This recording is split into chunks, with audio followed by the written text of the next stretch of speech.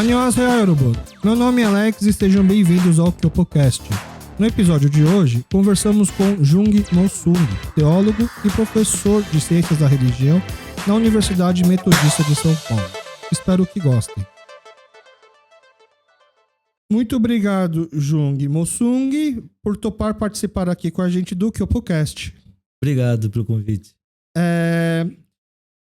Eu acho que ao longo da conversa vai acabar escapando do professor, tá? Até pro pessoal entender, não é a primeira vez que nós sentamos para conversar. Na verdade, eu já tive algumas aulas com o professor que está aqui. Então, eu vou tentar incorporar só o entrevistador, deixar tudo assim na informalidade. Mas vai ser inevitavelmente, vai acabar escapando. Eu peço um pouco da compreensão. Isso é típico da cultura coreana, né? Sim, exato. Eu me sinto um pouco desconfortável de chamar pelo nome. Até depois, todo episódio que eu gravo, eu ouço várias vezes, né? No começo eu achava que eu não iria ouvir, porque é normal não gostar da própria voz, né? Poxa, minha voz é assim. Mas eu tenho que ouvir para poder editar, pegar cortes, né? E acabei acostumando. E aí depois eu vejo, né? Eu já gravei com outras professoras, com a professora Yun, e até também broca da minha esposa, que eu chamei ela durante o programa de Sonseinin, que seria professora na escola, mas eu deveria chamar de Kyosunin, porque é professora de faculdade. Né? E minha esposa, ela é super rígida com coreana, ela é minha professora de coreano até hoje, praticamente. E com o Juiz Sang também, eu ficava me segurando para não falar meritíssimo durante a gravação. Mas vamos lá. Por favor, se apresente para o nosso público, tá? É o que a gente chama de Chagisoge, a sua autoapresentação, para o pessoal saber sobre o que a gente vai conversar hoje. Bom, eu nasci na Coreia com o nome Sang Jang-mo. Eu brinco com o pessoal quando eu vou dar curso ou palestra, e se eu queria esquentar um pouco a coisa, eu começo dizendo, olha, meu nome é Sang Jang-mo, aí precisa levar um susto. E meu nome virou, né? Jung Mo-sung, então é uma história, né? Que tem um problema de crise de identidade. Quem eu sou? Eu acho que, no fundo, tem a ver com a minha experiência de vir da Coreia. Eu saí de cá, da Coreia, em 66, né? Tenho 56 anos. Sim. Aqui... Não, acho que 66 anos. Não, 56. 56, isso. Sou filho... Primeiro filho homem, que na Coreia conta homem, depois vai contar as mulheres mais velhas, né? E com isso eu trabalhei. A família imigrante acabar trabalhando na coisa de família, negócio da família, e eu entrei trabalhando desde cedo, com 13, 14 anos, e com isso passei para a faculdade de administração por uma questão natural. Está no comércio, você vai trabalhar na administração. Depois eu desisti, filosofia, teologia. Na época eu queria ser padre. E aí depois eu desisti, descobri que eu queria era lidar com teologia e não ser padre. E com isso eu fiz a minha carreira de professor, mestrado em teologia moral, discutindo a dívida externa e teologia. Então, para as pessoas, o que tem uma coisa a ver com outra? Então, sempre trabalhei uma coisa meio estranha, né? Esse vai ser um dos temas, eu acho. E fiz meu doutorado em Ciências da Religião, discutindo a relação entre teologia e economia moderna. Depois eu fiz um pós-doutorado em educação, por uma descoberta, assim, mais ou menos em 89, descobri que na economia a questão central não era mais ter máquinas ou fábrica ou terra, mas sim conhecimento. Conhecimento se tornou uma coisa fundamental. Aí vem essa era do conhecimento. E depois eu li um texto de teólogo que dizia que a revelação de Deus não é um conjunto de verdades para serem doutrinadas, ou verdades que se aprende o que é, mas é um processo pedagógico onde o ser humano aprende a aprender a ser humano. Pô, para entender teologia, precisa entender educação. Para entender economia, precisa entender educação. Eu preciso estudar a relação entre teologia e economia, que eu já trabalhava, com a questão da educação. Daí eu fiz pós-doutorado em educação. Daí é um pouco o que eu faço. Eu sou professor na Universidade Metodista de São Paulo. Já dei por 10 anos professor de mestrado e doutorado em Ciência da Religião da PUC. Atualmente só na Metodista. E é isso. Escrevo, leio e dou aula. Escreve, lê e dá aula. Ó, eu sempre faço uma pesquisa, né? Eu brinco que é uma pequena stalkeada nos nossos convidados. Hoje foi eu sempre preciso caçar muita coisa para conseguir preencher uma página. Hoje é um daqueles episódios que meu trabalho foi o contrário. Foi resumir o que eu encontrei na internet. Se tiver algum erro aqui, você me corrige no final, onde quiser pontuar. Mas a minha pesquisa diz mais ou menos que Jung Mo-sung nasceu na Coreia do Sul e chegou no Brasil em 1966 aos 9 anos de idade. Chegou a cursar administração de empresas na USP, mas largou no 3º ano para poder dedicar seus estudos em filosofia e teologia. Obteve o título de doutor em Ciências da Religião pela Universidade Metodista de São Paulo, onde é professor desde 1994. Foi também professor de Ciências da Religião na Pontífica Universidade Católica entre 1996 e 2006. Escreveu diversos livros, entre eles Se Deus Existe Porque Há Pobreza, Um Caminho Espiritual para a Felicidade, Idolatria do Dinheiro e Direitos Humanos e Shijang Chonggyo Yongman, esse último lançado na Coreia em 2014. Até aqui tá certo? Certo. 2014 foi a última vez que esteve na Coreia? Não, em 17. 2017? Depois do lançamento você ainda voltou? Fui várias vezes.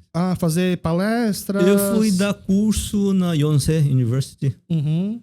Eu era professor visitante. Eles têm um programa de mestrado e doutorado para países do terceiro mundo. Tá. Eles fizeram um especial. Aí é basicamente aula em inglês. É normalmente pessoal da África e da Ásia. E aí você dá aula em inglês? Eu dei aula. Então fui convidado 2 vezes. Eu fui. Depois é isso. Foi uma época que cheguei a ver 2 vezes ao ano na Coreia. Nossa, ia com frequência, então. Até recebi cartão da United para ter acesso à sala VIP, etc., pelo excesso de viagem que eu ia para a Coreia.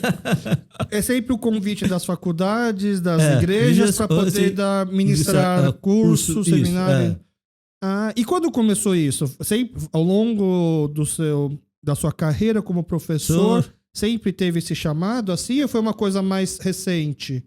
Olha, em 1990, mais ou menos, quando os textos... Meu primeiro livro foi em 88, 89, sobre dívida externa. Depois eu escrevi um livro que se chama Deus numa Economia Sem Coração, que discutiu o problema do neoliberalismo. Então, eu fui um dos primeiros a discutir neoliberalismo no campo da teologia e, de uma forma geral, nas ciências sociais. E aí, passei a ser convidado para, não tanto para universidades, mas para congressos de teologia ou movimentos de pessoal de igreja que estavam discutindo questões econômicas e teológicas. Isso no começo da década de 90. Então. De 90. Aí eu dei aula, aí eu já viajei quase todos os países da América Latina, depois da América do Norte. Sempre dando curso. Sempre curso, Mas quando você foi pela primeira vez para a Coreia, no começo da década de 90, foi a primeira vez desde a sua vinda que foi para a Coreia? Isso, eu fui a primeira vez, foi em 92, eu acho. Foi quando teve a seleção, campanha... desculpe, palavras são...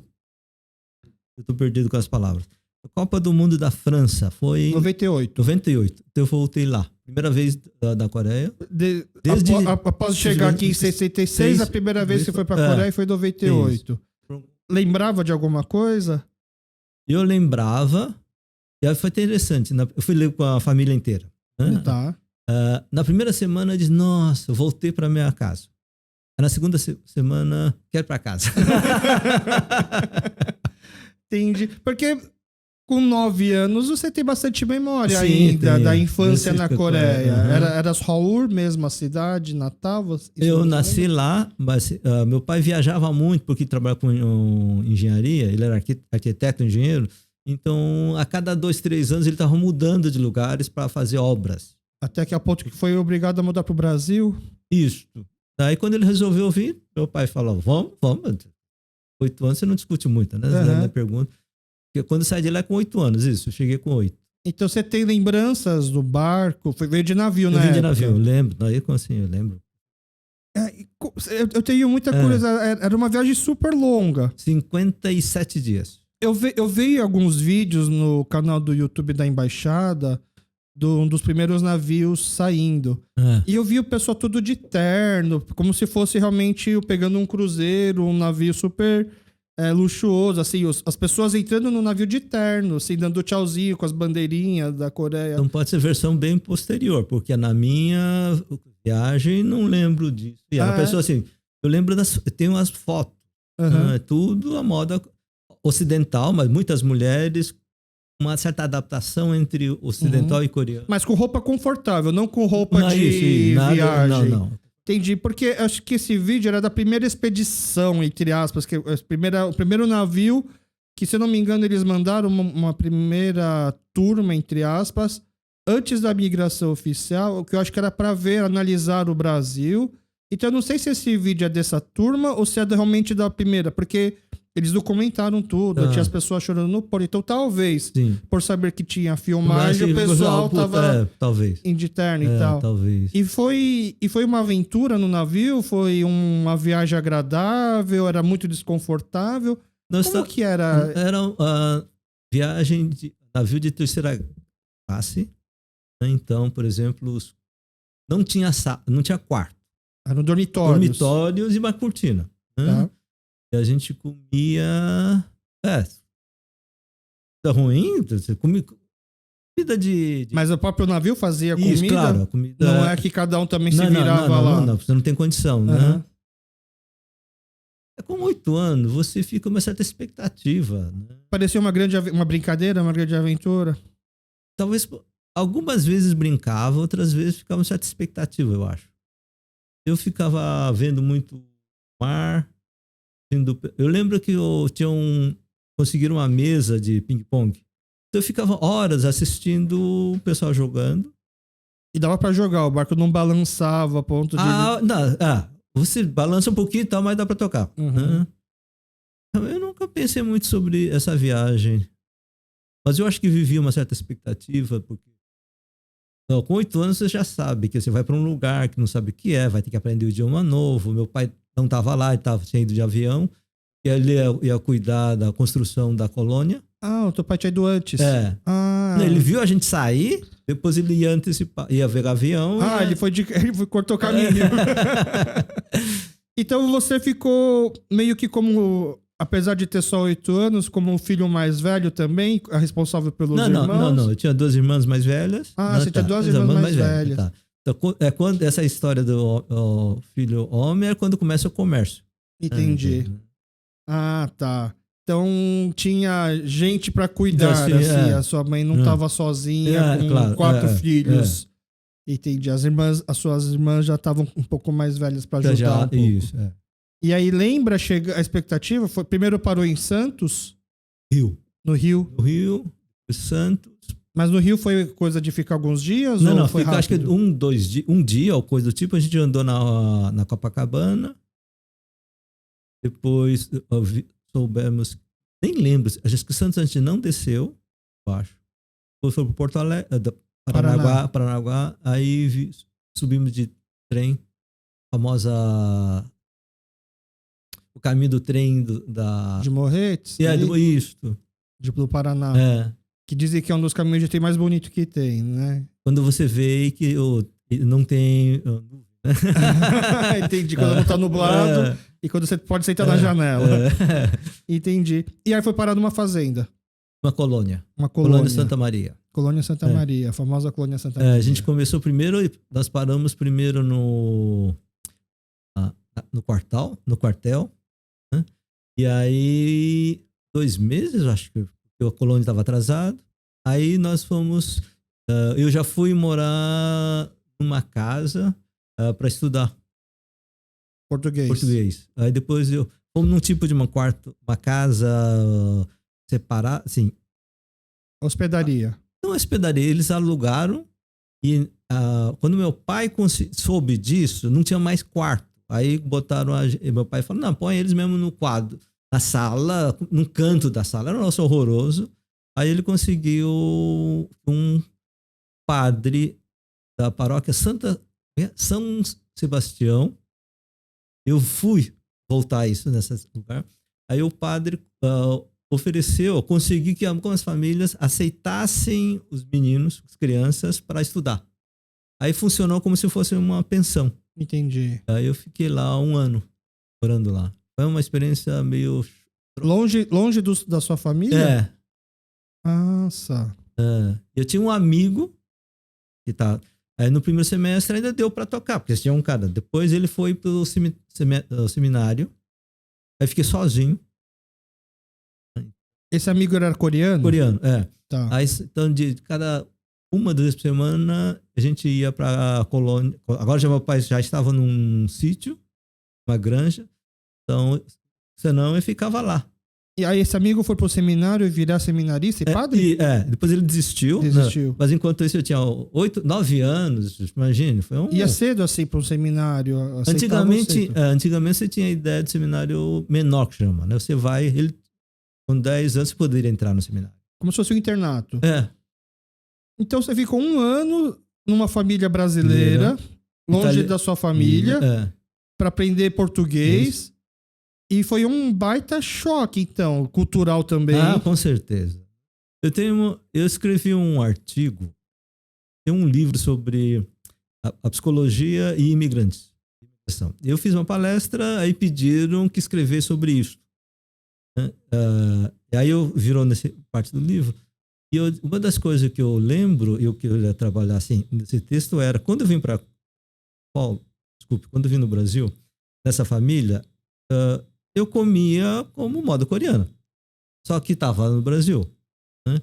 Então, eu comia, achava uma comida estranha, o pessoal gostava, maravilha, então tá bom, tá bom, mas tá estranho.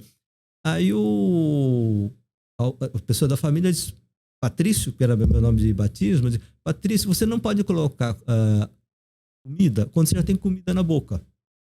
Você mastiga, engole tudo. Depois você põe Isso foi algo que me marcou, porque isso sobrou na minha cabeça e discuto o meu texto de artigo. É isto. O que é o problema de você entrar num lugar, comer uma coisa que você não gosta e dizer que está gostoso e depois perceber que os outros dizem que você é mal educado. Porque a moda coreana, você mistura a comida. E misturar, colocando dois tipos de comida, isso era coisa de mal educado. Tá. Então, eu tive um problema de identidade. Quem é meu nome, quem é o meu corpo, o que meu corpo está sentindo. Vai contra aquilo que minha cabeça diz. Então, isto é um dos problemas do processo de imigração. Tá? Que é um problema cultural que a gente não trabalha isso. Principalmente o processo de imigração mais antigo, que é uma mudança assim, você não tem nem como se preparar antes, saber onde você está indo. Hoje em dia você se prepara, você pesquisa mesmo que você vai, você tem imigrante que é por necessidade e outra coisa é turismo. São coisas diferentes, né? Quando você vai como turista, você come, tá bom, é isso, coisa de turista. Então, como turista, você quer comer coisas diferentes. Agora, quando você vai para um outro mundo, aí não é algo que assim, eu vou, depois eu volto para minha vida. Então, essa confusão cultural, que na verdade é conviver em 2 mundos completamente diferentes, com linguagens diferentes, etc., me marcou muito. Nem sei como é que a gente conversou isso aí, mas... Isso foi dos 9 aos 10 anos, mais ou menos, então? Eu fiquei na casa até 10 anos. Depois de 1 ano, meu pai conseguiu um emprego em Apucarana, no norte do Paraná, um engenheiro. Aí a gente foi para lá. Aí voltou, juntou a família. Mas os outros irmãos estavam junto com a sua família? Só você que ficou separado? Não, meu irmão, que era mais novo, ficou lá. E as 2 minhas irmãs ficaram na mesma escola. Estão morando numa casa perto, não tão perto. A gente encontrava na escola e depois de vez em quando. Entendi. Mal parecia irmãos, assim, porque não convivia tanto junto. Era como se fosse só um outro colega coreano na Não, escola. não, era irmão, isso realmente você assim, te dá uma certa sensação. Eu tenho relação com essas pessoas, eu tenho alguém do meu lado, mas de você não conviver todos os dias ou toda hora, porque você vê na escola, assim, está na sala diferente, pronto, você vê no intervalo. Então, aí depois de um ano, junta todo mundo de novo.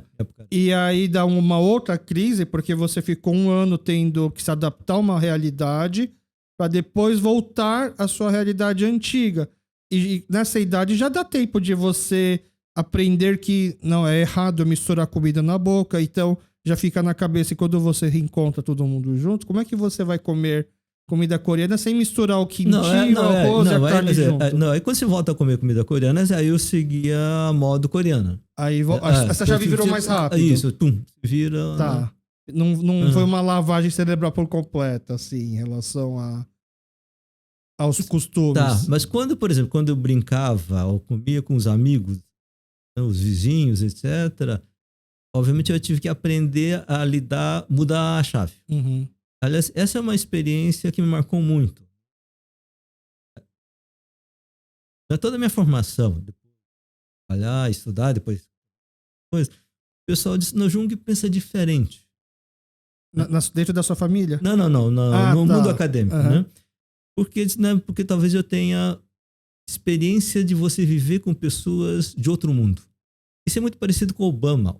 Quem lê a vida do Obama, ele fala disso, de ele ter ido de uma cultura para outra. Por exemplo, ele estava em Havaí, depois vai para Indonésia. Então, e é branco ou é negro, não é nem branco nem negro, depois ele vai para o mundo indonésio. Então, assim, ele teve que aprender, assim também teve que aprender a saber quais são os códigos de cada grupo. Uhum. Aí isso facilita dialogar. Não, você precisa entender. Então, essa coisa que eu tinha falado com meu pai. Não, meu pai. Meu amigo está falando isso, não é porque ele é mal educado, porque ele é brasileiro. Aí ele disse, não importa ser brasileiro ou coreano, tem que ser educado, tal. Então eu tinha que explicar. Meu pai não entendia.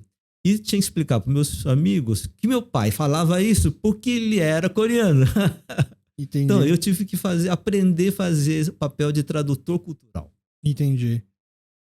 E aí voltou toda a família junto, depois de um ano mais ou menos. E aí é uma coisa que eu acho engraçado, porque quando eu mais jovem assistia novela, aí você vê tipo Terra Nostra, que conta a imigração italiana, e aí eu ficava tentando associar se os primeiros imigrantes coreanos era algo parecido, porque gente que veio para trabalhar no campo e fazer carreira no campo, mas eu ouvi falar de que os primeiros imigrantes coreanos que vieram para cá e foram trabalhar no campo, na verdade não eram pessoas do campo. Eram pessoas já com formação de faculdade, eram pessoas que, por algum motivo, acho que o governo selecionou quem poderia vir, ou quem se qualificou, mas não eram pessoas aptas assim para fazer esse trabalho de fazenda. E tanto que nós não temos um costume, quantos coreanos ficaram em fazenda e até hoje continuarem em fazenda. É mais ou menos isso? No fundo, a discussão começa assim, qual é o objetivo governo brasileiro que traz imigrantes. Tá. Então, a primeira imigração que vem no Brasil é para substituir os escravos. Uhum. Então, você traz camponeses da Europa para trabalhar no campo. Então, eles se adaptam normalmente.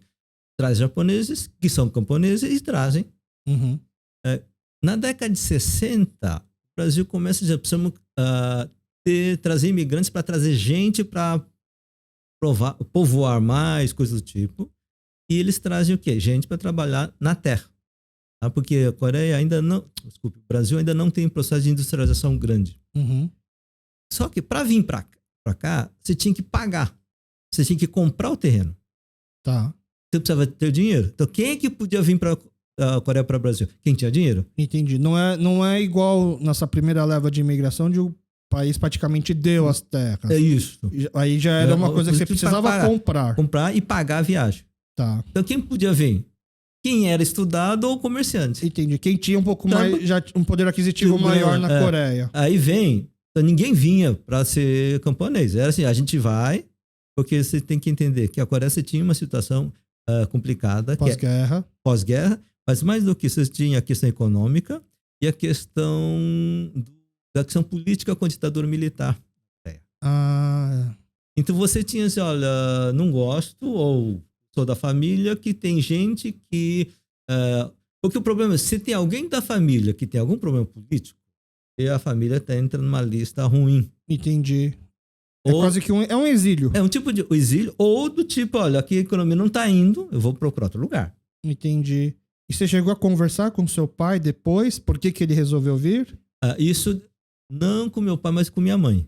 Isso tem a ver com assim, tinha um tio que tinha alguma exposição política, que aí do tipo, olha, pode pegar, olha, isso pode dar problema pros...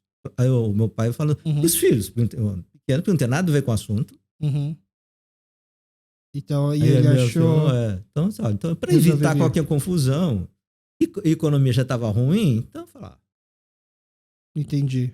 Por que não tentar? eu acho que isso um pouco... E o Brasil era o país do futuro na época, provavelmente. Não, é isso, porque Uhum. quando a gente veio para cá, tinha pessoal no navio para Brasil, para Argentina e Paraguai. Eu brincava, dizia assim, Brasil, melhor porque era terra. Porque quando você grande. pega da Coreia, você pega esse mapa e diz onde é que tem terra. Porque na Coreia pensava terra, isso. Brasil. Argentina também tá. Paraguai, pra muito quê? pequeno. Não, o que vão fazer no Paraguai? Não sei o que aconteceu, mas o pessoal foi. Uhum. Né? Então, se você era uma época de pessoas buscando lugares. Aliás, é da tradição da Coreia essa história longa de você sair da Coreia porque está em crise ou está em dificuldade. Essa diáspora. É a diáspora coreana que dizem, depois do chinês é o coreano. Vocês têm judeus, mas temos uma questão de diáspora, assim, coisa antiga, depois assim, é chinês e depois coreano. Mas a Coreia é um país novo, né? Eu acho engraçado, assim, porque se você for contar, lógico, a história vem de muito tempo atrás, mas se você for contar a história da República da Coreia, é recente, né? Um país que se formou em 1945. Você está falando República Moderna, né? Isso, a moderna, né? Mas você pegar a Coreia do Norte, a Coreia, antes dessa separação, você tem o pessoal que a vida tá difícil, vai viajar. Onde é que você sai? Uhum. Direção da China e vai movendo, né?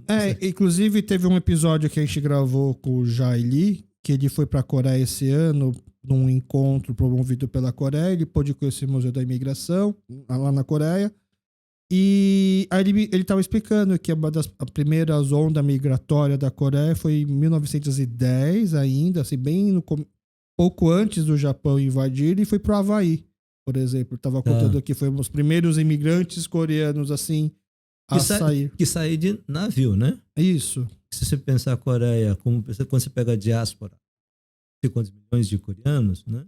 Você vai pro Manchúria. Uhum. Depois vai viajando, aí vai indo, então Sim, você vai ter gente do... alguma coisa assim... o Uzbequistão é um dos países que mais tem coreanos fora da Coreia. O número que eles têm lá é muito, muito grande. E o pessoal sai pela China. Vai movendo.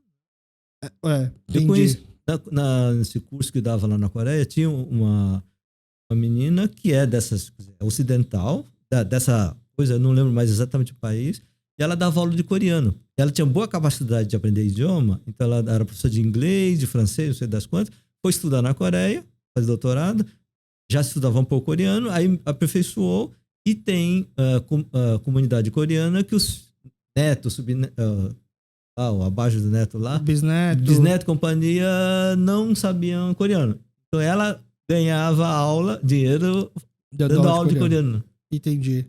E falando nisso, então, foi se perdendo a língua quando? Eu? Nesse um ano que ficou imerso na família já foi suficiente? Não, eu lia muito na Coreia, então assim, eu dominava razoavelmente bem para uma criança de 8 a 10 anos, só que meu pai fez uma opção de ir para um lugar que não tivesse muitos coreanos. Então fomos para Norte Paraná e era a única família coreana. Uhum. Tinha um coreano que veio antes da imigração, que era do Coreia do Norte, da guerra, e o pessoal foi... soldado. Então, é isso. Eu não tinha. Uhum. Então, criança, você tá o dia inteiro brincando, tá na rua. Entre os irmãos não se falava tanto? Falava em português. Falava em português. Meio que pra forçar, aprender rápido. Entendi. E com isso fui perdendo o coreano. Depois Entendi. eu nunca frequentei a Escola colônia. coreana. Nem escola, mas não frequentava a colônia coreana, a cultura coreana. Depois quando vieram pra São Paulo. Isso, quando vim para São Paulo, a gente também morava fora do bairro coreano. Morava em Saúde. E aí então eu ia para relação com coreanos na igreja católica lá na Baixada do Glicério. Uhum. Mas Nossa Senhora da Paz. Mas na missa dos jovens. Que era em português? Em português. Entendi. E você lembra quando foi essa mudança, assim, tem alguma coisa significativa nessa mudança do norte do Paraná para São Paulo? Ah, foi. Para mim foi. Tinha quantos anos, mais ou menos? Tinha 10, mais ou menos 10 para 11. Ah, foi rápido. Rápido. Lá ficaram pouco, 2 anos, então. 2 anos lá. Uhum. E quando você sai, uma cidade pequena, que jogava bola o dia inteiro, vai para uma cidade grande, eu sofri pra caramba, porque não tinha amigo, né? O impacto foi tão grande quanto da Coreia pro Brasil, praticamente. E aí, depois a escola, tá, foi adaptando. No norte do Paraná, lá tinha japoneses, pelo Tinha, menos? Apucarana, Londrina, ali tudo. Lá tem bastante japoneses. Entendi. Vocês não eram os únicos asiáticos, não, então. Não, já tinha bastante. Entendi. E no Paraná, o teu pai trabalhava como na parte de engenharia. Então. Da prefeitura. Ah, tá. Tinha essa validação de diploma, pelo jeito. Não, então, então fez. Um engenheiro japonês assinava os projetos dele. E teu pai devia saber falar japonês também. Meu pai fala japonês, e ele estudou faculdade de engenharia e arquitetura em Tóquio. Ah. Porque na Coreia não tinha faculdade, né? Entendi. Na época da dominação ainda. Ah, tá. E aí, isso facilitou. E aí, quando veio para São Paulo, foi através do emprego também, igual foi para o Paraná? Não, ou ele foi resolveu, uma oportunidade? Não, na verdade, teve um problema com um engenheiro com quem também era sócio, não deu um problema lá e resolveu mudar de assunto. Entendi. Tal. E tinha um amigo que, sabe aquela coisa de ficar vendendo sonhos? Não, olha, os coreanos estão ganhando dinheiro, eu estou ganhando muito dinheiro, vai vendendo comércio, não sei das quantas. Tá. Depois a gente descobriu que o cara também não estava ganhando nada disso. Dependia do trabalho da mulher. Tá. Era a mulher que ganhava o dinheiro. Trabalhava com cabeleireira, coisa do tipo. E aí a gente foi, aí não deu para viver de dinheiro, ou fazer comércio. Depois entrou no comércio. Aí foi fazer costura de roupa. Confecção. Começar fazendo oficina de fábrica. Sim. Tal. Costura, né? Depois foi fazer... fazer a fábrica. A fábrica? Fabricada. No começo só costurava para os outros, aí depois começou a fazer a própria fábrica de roupa. É daí que eu entrei nessa coisa de eu com 13 anos sair vendendo, porque meu pai não falava português. Você que era o sacoleiro. Na verdade, as roupas... Não, eu ia... Isso. Ou vender com mostra para vender para lojas. Uhum. Então, tudo que precisava de tradução era eu. Vendia para lojas de não coreanos. Porque na época não tinha ainda movimento de coreanos muito, né? Uhum. E aí, então, assim, eu tinha que falar com um gerente de banco. Então, meu pai ia, eu traduzia. Depois ele não ia mais, mandava eu ir lá falar com o gerente. Já te conhece. Já conhece. Então, foi meio... marcou muito, no sentido... Porque, assim, era com 14, 15 anos, resolver problemas de banco. As suas irmãs que eram mais velhas não cuidavam dessa parte? Não, porque essa coisa que dizia, quem cuida é o homem, né? Elas cuidavam, trabalhavam na fábrica. Na fábrica. Costurando. Para vender e tal, era eu e meu pai. Depois Entendi. E era normal ver outros jovens coreanos nessa idade com o pai saindo pelas ruas para vender também, assim? Eu acho que não. Não via muito, não. Uhum. Eu tinha pessoas assim, mais de 30, 40 anos, se vira, né? Eu começo a aprender português e tal. No meu caso, assim, meu pai também ia vender e tal, mas assim, rapidamente comecei a trabalhar eu comecei a fazer tradução. Logo, ele me pôs para vender. Porque é engraçado que nas minhas férias, quando era, sei lá, acho que devia ter uns 10 anos, 10, 11 anos, para não ficar sozinho em casa o dia inteiro, nas férias eu ia para a loja E meus pais, principalmente a minha mãe, arranjava coisa para eu fazer. Basicamente, o que eu fazia era passar o durex no saquinho de roupa, né? Então, não tinha capacidade nenhuma para dobrar roupa. E quando eu era mais novo, eu não conseguia nem botar a roupa dentro do saquinho, porque o saquinho gruda. Aí, de tentar botar a roupa no saquinho, a roupa já desdobrava toda. Então, você vai botar o durex. Faz isso daí. Eu fiquei bom nisso um tempo, né? E eu ficava com vergonha, porque nessas mesmas férias, logo na frente, no lado, nas lojas próximas, também iam filhos dos donos das outras lojas, que a gente ficava tudo amigo. Só que me dava a impressão de que eles não precisavam trabalhar. Porque eles ficavam passando na frente, chamando para ir tomar sorvete, para ir andar pelo braço, para não sei o quê. E eu não podia ir porque eu tinha que terminar aquelas pilhas que não acabavam de roupa, né? E eu ficava assim meio que com sentimento um pouco de vergonha, né? Por do tipo, poxa, eu tenho que ficar aqui trabalhando e vocês já podem brincar. E é uma vergonha que eu fico tentando pensar agora, né? Eu lembrei disso ouvindo a história, né? Eu nem lembrava disso, mas tô tentando lembrar agora se era uma vergonha por do tipo, nossa, na minha loja eu preciso ajudar porque os funcionários não dão conta, então talvez nossa loja tenha uma estrutura menor. Que nem era isso, na verdade a minha mãe não queria que ficasse bagunçando, mas acho que talvez me passava essa impressão, né? Eu acho que tem uma questão mais de fundo que você está pegando, que é a questão da vergonha, né? Que é quando vem italianos, são europeus num país dominado por europeus. Então não tem, é pobre, tudo bem, mas é tudo parecido. Quando você vem negros ou asiáticos, você é diferente, você não é normal. Então junta essa coisa, eu tenho que trabalhar, mas também, sabe, eu já sou inferior e ainda tenho que trabalhar. Uhum. Uma vez eu dei uma palestra teve um seminário, professores de coreano da América Latina. Foi muito interessante. Então, juntaram e me pediram para dar. Essa professora que você.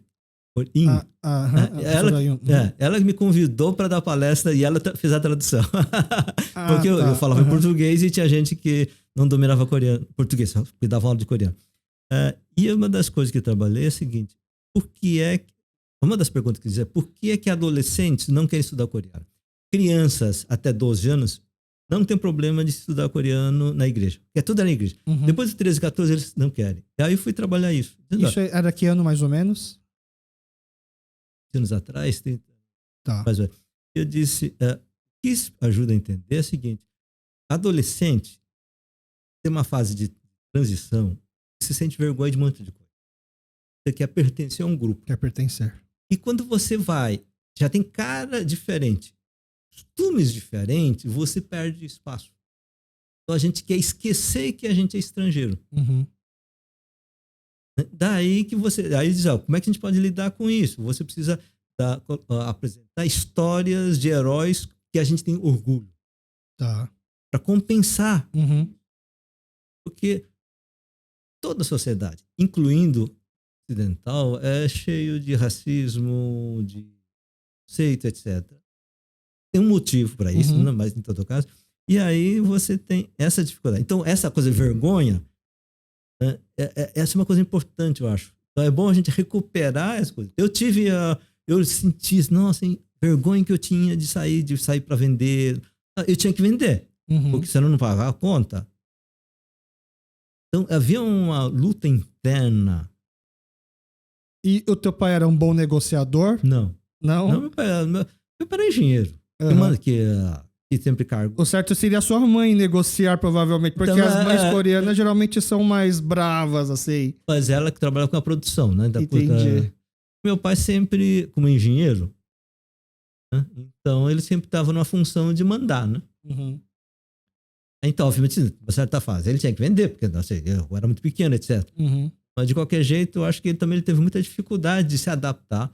E uma das coisas do coreano é uma cultura também em todos os lugares, mas de uma forma muito especial, esse patriarcalismo onde o homem manda. Quando vem para o Brasil, e depende da mulher para pagar as contas. Então deve ter sido um negócio terrível. Aham.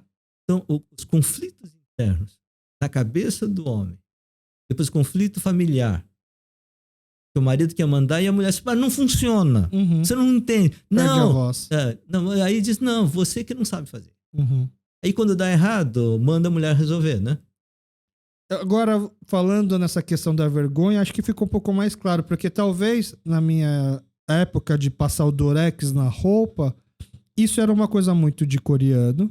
E mesmo os outros meninos sendo coreanos, filhos de comerciantes, o fato de eles poderem sair para brincar e não precisar ficar fechando os pacotes, eles eram um pouco mais abrasileirados, talvez. É porque você não vê seus amigos. Se eu tivesse amigos brancos brasileiros também na loja dos pais passando Durex, talvez eu não teria vergonha. Mas como isso talvez seja uma coisa que mostrasse mais ainda o quanto ainda sou coreano e os outros podendo brincar, igual toda uma criança brasileira normal estaria brincando nas férias, porque escola de férias, lição de férias, tudo isso é coisa coreana. Meus amigos aqui nos meus colégios nunca me deram lições de férias para eles poder brincar nas férias. É normal pra gente, filho, não sei se pra gente, filhos de coreano, brincar nas férias é um sentimento de culpa. Você não pode brincar nem brincar em paz, porque nas férias é perda de tempo, né? Ou você tem que trabalhar, ou fazer algum curso, ou estudar. Eu acho que isso tem a ver com a cultura de imigrantes. Porque imigrantes, quer dizer, você vai para um mundo, não é seu, e você não sabe quando é que você vai apanhar. Quando você é atacado, quando você vai... Você sempre está preparado. Uhum. E aí, como é que você prepara isso? Melhorando a vida. Como é que você faz isso? Então, no mundo moderno, é você ter mais profissão, mais capacidade. Acumulando riqueza, juntando dinheiro. E capacidades de lutar. Uhum. Então, você tem que estudar. E a Coreia, como é um país, uma história de muitas invasões. Então, mesmo na Coreia, o pessoal, então, assim, crianças que estudam durante as férias, isso, por conta de, olha, a gente nunca sabe o que vai acontecer. Uhum. Então, a administração de empresas foi uma opção real? Ou porque já que eu sou um comerciante, isso que eu preciso estudar?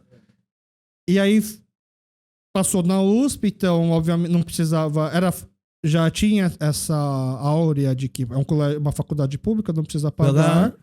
É que naquela época já se ia em escola pública, né? Não se pagava para ir para a escola, né? Isso, na escola estadual do colégio, na época do colegial, você tinha algumas escolas caras, Bandeirantes, por exemplo, né? Mas assim, escolas públicas eram razoáveis. Né? Eu entrei no São Paulo, Colégio São Paulo, não sei se é coisa antiga, tá? Na época, assim, 3 escolas que você precisava de vestibulinho para entrar. São Paulo, que era no Parque Dom Pedro, São Caetano de Campos e o pessoal, esses eram os 2. Depois se falava muito bem do Roosevelt. Esse eu não conheço. Então, mas eu entrei no Colégio São Paulo. Número, assim, era 9º vestibular. Eu tinha estudado no colégio, assim. Depois, como comecei a trabalhar, não conseguia mais estudar, né? Então, eu tinha provas difíceis e eu tomava 0, porque não estava trabalhando de manhã e noite. Tinha aula, depois tinha que trabalhar à tarde e à noite, né? Mas chegava a tirar 0? Eu tive um 0 numa prova de francês, porque eu não tive aula de francês.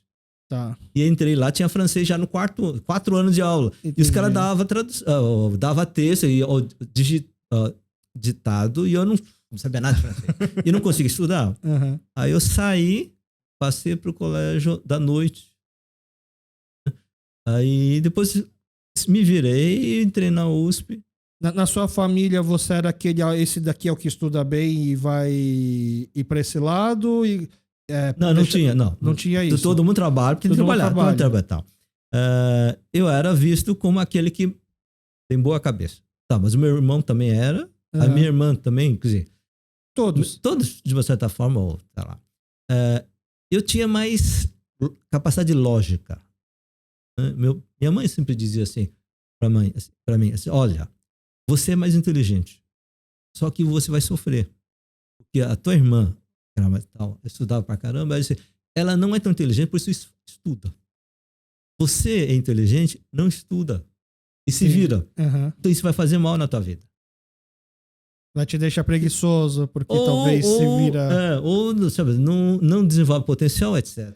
Tem um filme coreano muito famoso, e é uma comédia romântica, mas o começo do filme ele fala justamente isso. Jamais fale pro seu filho que ele é inteligente e que se ele estudasse um pouco, ele iria bem. Porque ele nunca vai estudar, porque ele vai achar que vai ser o suficiente. É mais ou menos isso. E aí eu comecei a estudar de verdade quando eu gostei na faculdade de filosofia.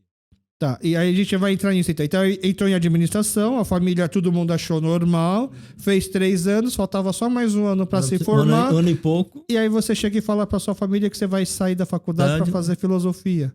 Eu queria ser padre. E aí? Eu nem lembro mais como foi a reação. Não foi traumatizante, então? Não, porque a gente tava assim... Porque a família era católica. Católica, isso. Vai ser católico, vai ser... Tá, meu pai não queria, porque tinha ideia e tal, né? Quem vai vender, né? Isso. Não, simplesmente quem vai ganhar dinheiro. Aquelas coisas, quem vai cuidar dos pais. Isso, quando eu disse... Porque eu tinha que primeiro dizer, eu quero ser padre, e por isso eu vou estudar filosofia. Tá. Não, eu quero fazer filosofia. Não, eu quero ser padre. Ah, tá. Aí foi um problema. Eu gostava muito no grupo de jovens católico lá na Paz, na Igreja da Paz. Uhum. E aí eu fui vendo que era o que eu gostava e tava uma crise de negócios, etc. Falei, eu quero uma vida diferente. E aí para fazer isso eu fazer filosofia. Eu entrei. Tá. Eu vi que vocês já eram católicos na Coreia. Na Coreia, isso. Minha mãe era católica. Ah, o teu pai não? Não.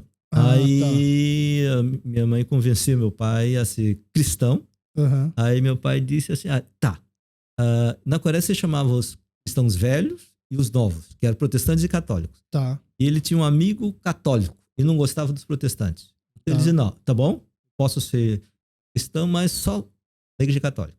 Aí, minha mãe estudava a Bíblia, conheceu amigas que estudavam Bíblia, discutiam Bíblia. Aí ela queria, tá ótimo, mas não importa se é protestante ou católico. Uhum. Aí meu pai falou, eu aceito católico. Ela queria ser católico, ótimo, ficou bem. Aí no caso, quando ela estava me esperando, estava o batismo. Ela, isso na Coreia. Na Coreia. Que na época não tinha tantos coreanos católicos. Quando nós saímos da Coreia, a população da Coreia de católicos era 0,2% da população. Nossa. Hoje, dá uns 20%? Eu acho que dá uns 25, 30% de protestante, de cristão. De cristão. Sendo que antigamente era 2/3 protestante e 1/3 católico. Mudou. Os protestantes perderam bastante, diminuiu o número de protestantes e aumentou os católicos. Na Coreia. Entendi. E é um pouco inverso aqui do Brasil, né? Onde a igreja protestante cresceu muito mais do que o católico nos últimos anos. Porque é uma diferença fundamental, né? No Brasil, o normal era ser católico por questão cultural. Sim. Toda criança é batizada católica. Uhum. Nesse sentido, não eram católicos, eram... o católico não praticante. O problema não é praticante ou não praticante, mas leva a sério...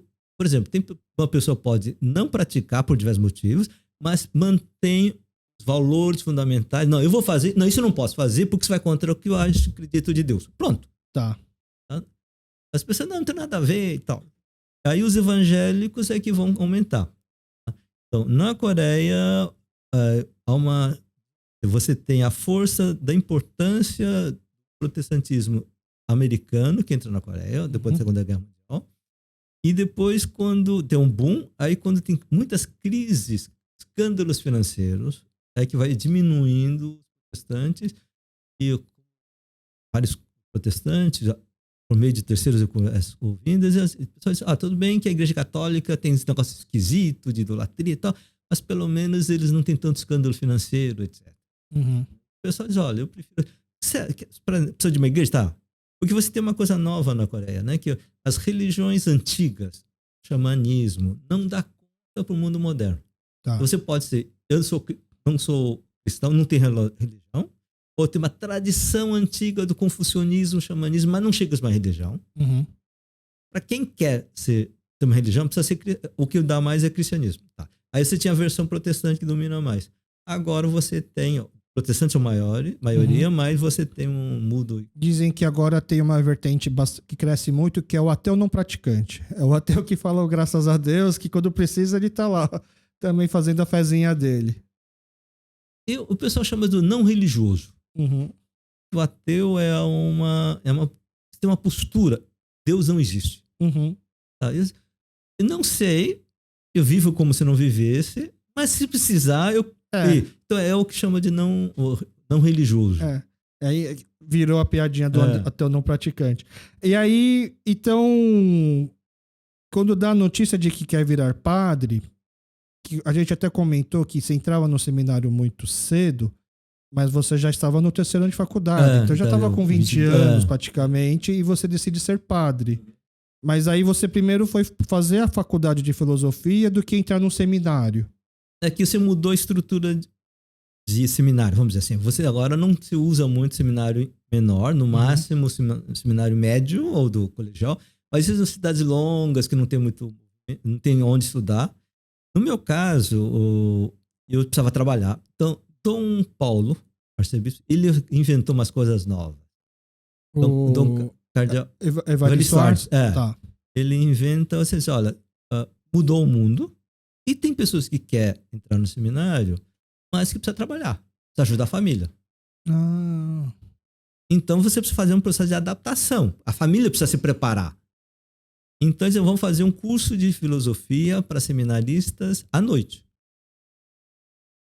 Entendi. E aí vai trabalhando e em 2 anos dá tempo de a família se adaptar, né? Então, eu entrei nessa faculdade lá no São Bento, gostei de São Bento. Tá. E aí, então, não precisou já, então, largar tudo em casa para entrar. Isso, eu trabalhava. Foi uma ótima ideia de Dom Paulo, economicamente falando, mas a chance de você perder seminaristas no caminho era muito grande. Claro, mas é um filtro bom também. Isso. Depois assim, olha, se vocês têm que entrar, tá, pessoas não posso. Pronto, você perde do zero. Você tem zero. Você vai perder 50%, tá bom. Melhor do que zero. Sim. Né? E não é questão da igreja precisa disso ou daquilo, mas assim, você precisa reconhecer que o mundo está mudando. Eu acho que essa é uma das coisas que Dom Paulo trabalha muito. Você não diz, o mundo dos problemas sociais de pobreza. Foi esse o momento também que estava trabalhando. Então, entendi. Isso daí era o que? Mais ou menos da década de 80? 79, 80, 81. É nessa fase. Entendi. E aí dentro da faculdade de filosofia que viu-se... É que, na verdade, provavelmente quando você decidiu ser padre nem se cogitava que poderia ser teólogo. Porque não sabia que você tinha figura de teólogo leigo. E já pensava em, por exemplo, a possibilidade de ser diácono? Na época também não se existia tanto. Eu acho que assim, eu participei do grupo de jovens que me marcou muito. E nesse processo, tem uma experiência que aí isso ajuda a entender toda a minha caminhada. Eu tinha uns 16, 17 anos, um padre, chama Congregação de Carlos Borromeu, Calistas, que trabalhava com imigrantes, né? Que ainda tem lá o centro de imigrantes lá. Agora tem bastante quenianos, haitianos, Afeganistão. Então, esse padre trabalhava com centro de imigração lá no Brás. Tá. Onde está a história do Museu de Imigração. Então, ele foi no grupo de jovens e disse, olha, você precisa de alguém de vocês pode ajudar a trabalhar com as crianças na missa de domingo. Então, aí um grupo, eu mais uns, fomos lá. Entendi. E a gente, da escola dominical. Não, escola dominical, porque na tradição coreana não tem, na tradição católica não coreana, não tem a escola dominical. Você tem catecismo. Mas era para cuidar das crianças. E no fundo, porque o pessoal vinha tentar vida na cidade grande, não tinha documento. Então, aqueles que tinham chance iam para esse centro, aí se separavam homens e mulheres de um lado. Era uma vida terrível. Tentando resolver documentos para depois conseguir emprego. Então, assim, imagina as crianças, e não podia sair de lá. Então a gente ia depois da missa, eu ficava brincando com as crianças. Sabe aquele brinquedo de pedrinha, que seja 5 Marias? Que joga pra cima e vai pegando? Eu ficava brincando isso com meninos. Entendi. E como era bom, porque a gente brincava na Coreia. Aham. Nossa, ele é bom. Aí juntava. Era uma forma de dar de carinho. Aham. E aí, quando a gente vinha no domingo seguinte, as crianças já estavam no portão esperando a gente chegar. Tá. Aí achou, é uma vocação, aí é um chamado, é uma vocação. Isso, então assim, foi marcando para o grupo todo. Então eu dizia assim, gente, a única coisa que me leva a dormir, a acordar cedo, domingo, é lá. E aí foi uma coisa boa. E aí teve uma experiência, mas o sonho das crianças era o que o pai conseguisse o documento e o emprego. Aí ia conseguir uma casa. Uhum. Então isso, isso era a festa das crianças. E um dia a criança estava lá, criança chorando. Eu falei, o que tá chorando? Ah, porque meu pai conseguiu um emprego. Ai, que bom, não sei das quantas. Ah, preciso sair agora. Aí eu perguntei, por que você está chorando? Não, porque não vou ver mais vocês. Esta experiência me marcou. Entendi. Então, eu acho que assim, eu ainda digo assim, uma vez que o pessoal para escrever um artigo sobre o que você é teólogo. Aí fui pensar. E quando eu faço teologia por causa dessas crianças. Tá. Que é tentar explicar o que acontece no mundo, na vida das pessoas, etc. Em todo caso, eu então fazia isso, aí fazia faculdade de administração, aí depois houve crises econômicas e tal, eu falava, não vai, a gente ia fechar a fábrica aos poucos, então tá, eu quero ser seminário, padre, eu quero fazer isso, Uhum. quero dedicar minha vida nesse tipo de trabalho. E aí, então, aí o Dom Paulo, que já também estava trabalhando com os pobres, etc., mas eu não tinha muita clareza do negócio do não, essa é, eu quero fazer. Uhum. Nem pensei, essas coisas pensei depois, né? Aí fui estudar filosofia, e ao estudar filosofia, fiquei encantado das reflexões filosóficas. Eu ficava horas lendo. Então, daí, tudo para dizer, eu passei toda a minha juventude sem estudar direito. Né? E aí eu voltei. Então, o meu potencial de escrever, de pensar, cresceu porque encontrei um motivo. Uhum. E que era uma motivação, assim, eu imagino que nos textos filosóficos dava para achar alguma relação, por exemplo, com o primeiro chamado, que foi trabalhar com crianças, que foi essa questão da motivação de acordar cedo, porque eu imagino já que é uma coisa mais papo de velho, né? Não tem nada a ver com isso. Sim e não. Por exemplo, eu lembro que estudei primeira vez, sim, o texto. Eu estava lendo um texto que chama Crítica da Razão Pura, Fundamental no Mundo Moderno, Kant. Tá? Eu, quando não conseguia entender, voltava. Quando eu olhei, estava quase uma hora que estava. E não tinha passado a página 1. Eu falei, não vai precisar ler o capítulo. Sabe quando você entra no mundo? Eu tinha entrando no mundo das teorias, etc. Uhum. E nesse processo, eu era, em termos de formação teológica, eu era bem conservador, como todos, né, na época. Uhum. E tinha um professor de sociologia. Isso era uma coisa também do Dom Paulo e das coisas. Você estudar o mundo, não adianta só filosofia e teologia. Então, tinha aula de ciência, produção de sociologia da religião, sociologia de uma forma. E li, o professor me ensinou. O texto foi sobre. O curso foi em cima de um livro que chama um autor chamado Gramsci, Tá. que discutia o problema do bloco histórico. Eu falei, eu entendi. Então você entendeu por que o mundo era assim. Por que pobre é pobre e por que as pessoas pensam desse jeito contra o pobre, por que o pobre se fica submetido a isso, etc. Então, aí nesse sentido, eu peguei o toque, a conexão com a minha relação com criança. Ah, tá. Por que o mundo é assim? Entendi. Porque no fundo também assim... Que a criança é a mais vulnerável, é a parte mais frágil de todo esse sistema, né? E essa coisa do pobre, por que disso? Uhum. Eu lembro, tinha 5 anos, 6 anos, eu já lia. Eu aprendi a ler antes na escola. Então minha mãe me dava muitos livros, coisa de ciência, coisa para... Uhum. E lembro de uma história que me marcou. Tanto que eu lembro a história, que é 2 irmãos órfãos. Na Coreia tinha muita história de órfãos, por causa da guerra, né? Mas assim, não é da guerra, mas órfãos. E que a criança na escola tinha que fazer um barco e não tinha dinheiro. Não tinha para comprar material para fazer isso.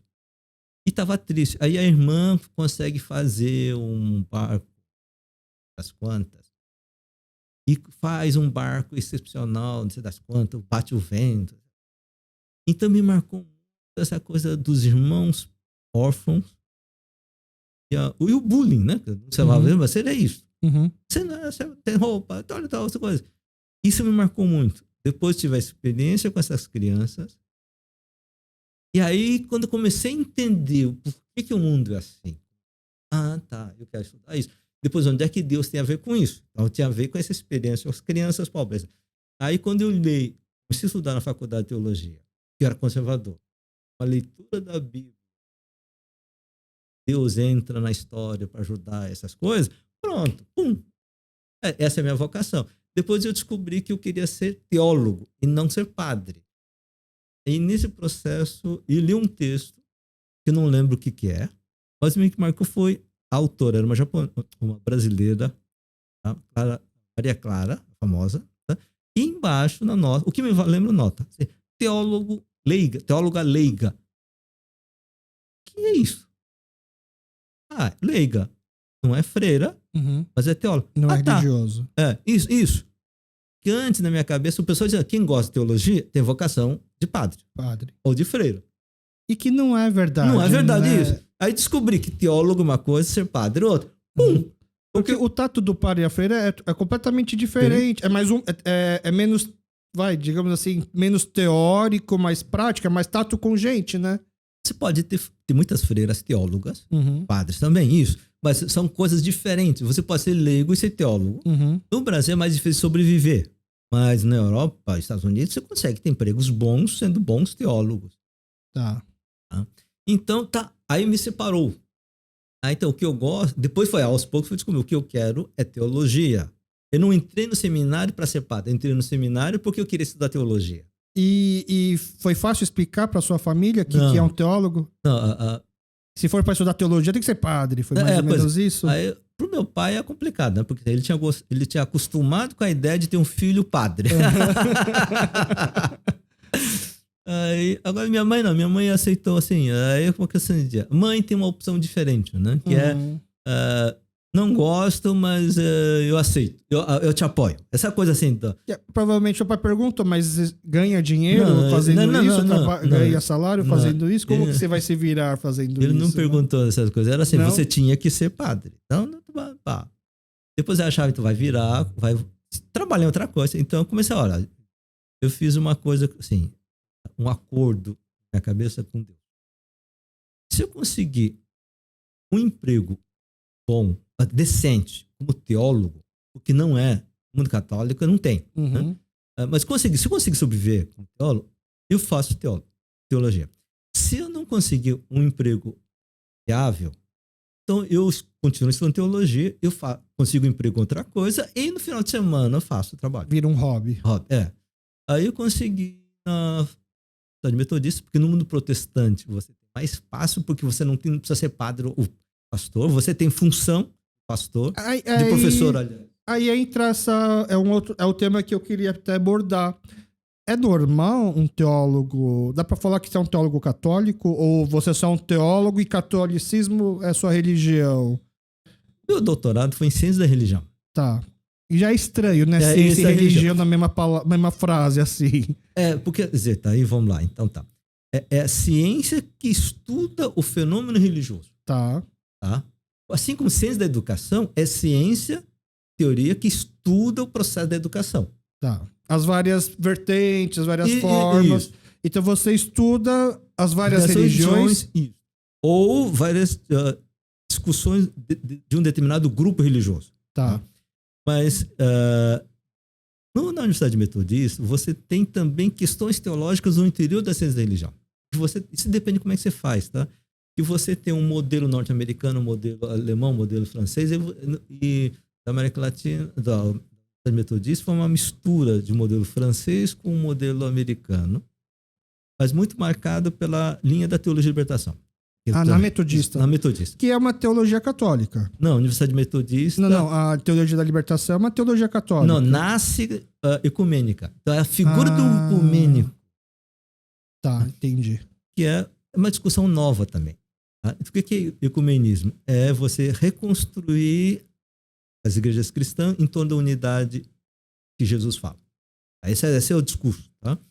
Só que você tem basicamente o ecumenismo no mundo protestante e um certo discurso entre protestantes e ecumênicos e católicos. Tá? E não existe... Esse ecumenismo não viria, na verdade, assim, das igrejas orientais e ocidentais, romanas e gregas? Não, aí você tem... Agora você tem ecumenismo para dizer assim, ó, as igrejas diferentes sentem e conversam. Tá. Agora, o diálogo, que tem a ver com o ecumenismo, pressupõe que você tem um problema comum. Senão, não tem diálogo. Você tem uma fofoca, você conversa, ótimo, depois vai para casa. Uhum. Não um diálogo produtivo, que reproduz alguma coisa, traz frutos. Então, esse eu aprendi isso com o Paulo Freire. Sobre pedagogia do oprimido, ele fala educação dialógica. O que é o diálogo? Então, o diálogo, primeira coisa, você dialoga com o outro, não porque para brigar com o outro, para saber o que o outro pensa, mas porque você tem um problema comum. Tá. Em torno do problema comum, a gente dialoga sem perder sua identidade. Então, você junta. Qual é o problema comum? Excesso de sofrimento de pobreza na América Latina. Na década de 60, 70, falava muito disso. Tá? Você tinha o pessoal saindo do campo, tinha processo de industrialização, tinha problema da ditadura. Você tinha um gigantesco de pessoas indo para a favela, não tinha condições de viver, etc. Então, tá. Não importa se eu sou protestante ou católico. Nós estamos de acordo que Deus, na Bíblia, mostra que a gente tem que fazer algo de bom, defender a vida do pessoal, é isso. Pronto. Se você é protestante, da tradição metodista, eu não quero discutir a origem do metodismo ou do católico. O que nós trabalhamos juntos? Então você começa a estudar. Então aí tive já aulas com o biblista luterano. Tá. No mestrado aprendi com ele que assim, nossa, era brilhante. Uhum. É uma tradição do luteranismo também, né?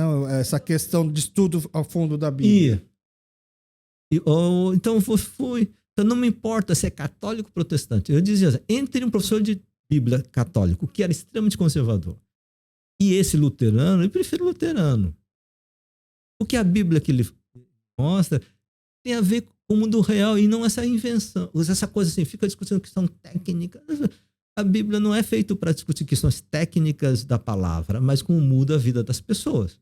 Tá. Então aí fui estudando. E aí na Universidade Metodista você tinha esse espírito. Então eu fiz um bom doutorado.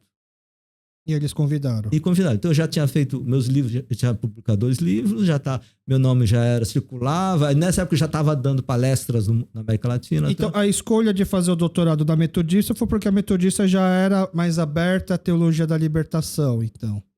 Eu fiz meu mestrado na Faculdade de Teologia Católica na Santa Assunção e eu estava fazendo doutorado lá, só que não tinha reconhecimento do Estado. Tá. Aí eu ia ter dificuldade de conseguir emprego na universidade pública, universidade reconhecida. E aí aparece o primeiro doutorado reconhecido pelo governo, que era o primeiro foi da Metodista. Entendi. Aí então, e o melhor orientador... Eu tinha 2 pessoas que no Brasil mais discutia isso. O Assmann, que estava na área de educação, ex-padre, e Júlio Santana, que era metodista. Então eu falei, vou lá a São Bento, Bernardo, falo com ele para dizer, eu quero estudar com você, doutorado. Eu já tinha convidado ele para a banca de mestrado. Já conheci. Universidade Católica. E aí eu fui fazer doutorado com ele. Então você meio que começou esse doutorado na outra faculdade. Então, eu comecei na Católica, larguei, fui do zero. Fez outra tese. Mas já nessa pegada da teologia da libertação. Isso, era. E o Júlio Santana também era da libertação.